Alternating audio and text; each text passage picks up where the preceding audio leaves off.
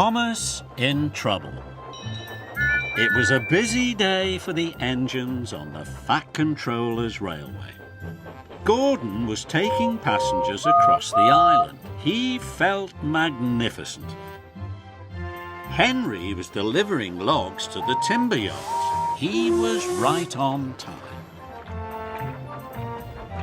Percy was pleased to be pulling mail trucks. James was happy hauling flatbeds of paint. And Salty was carefully shunting trucks of fish at Brendam Docks.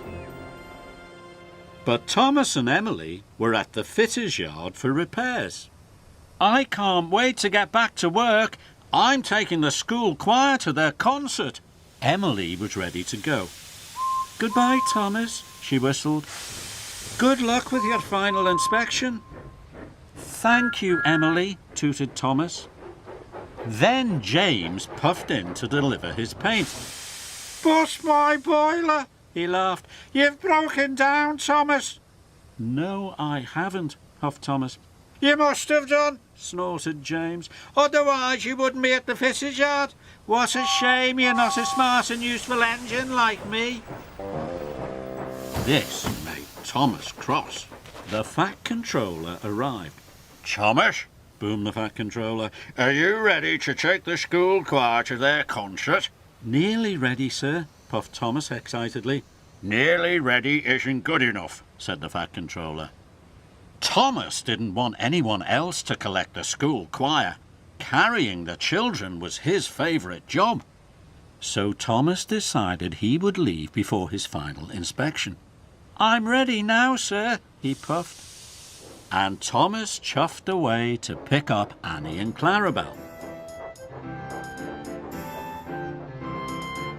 Thomas was puffing up the line. He began to make strange noises. Annie and Clarabelle knew something was wrong. "Something's wrong! Clangety-clong! Clangety-clong! Something's wrong!" But Thomas wasn't listening. He was too excited about collecting the choir. The school choir cheered when they saw Thomas. "All aboard!" chuffed Thomas cheerfully as he clangety-clonged into Knapford Station.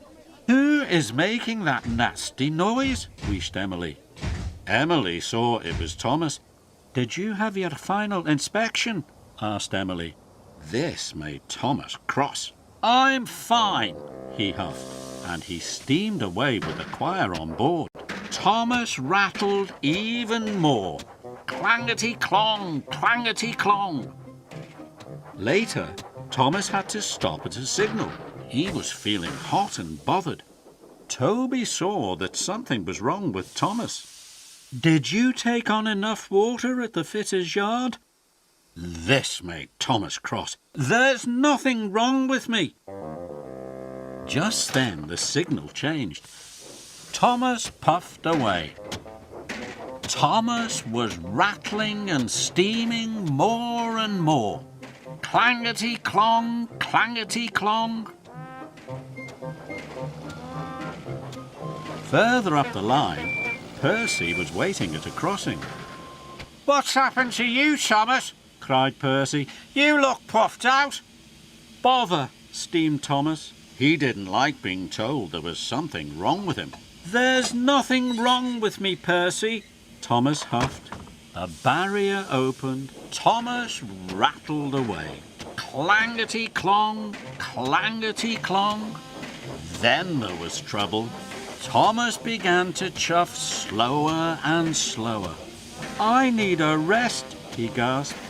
Thomas clangety-clonged into a siding. Steam burst from his boiler and black smoke flew from his funnel. With a final clangety-clong, Thomas broke down. Thomas felt terrible. The school choir began to sing to pass the time. "The children will be late for their concert," he wailed sadly, "and it's all my fault. I've let everyone down." Thomas was upset. Just then, Gordon puffed around the bend. "I've broken down," groaned Thomas. "Sorry, Thomas. steamed Gordon. I'm a guaranteed connection. Now what am I going to do? Cried Thomas. He was worried. Then Thomas heard a whistle. It was James. If I asked James for help, he'd laugh at me again. But I don't want the children to miss their concert. So Thomas tooted as loud as he could toot. Stop! Bust my boiler! Laughed James. I said you were a broken down little engine. I am, sighed Thomas. So I need your help.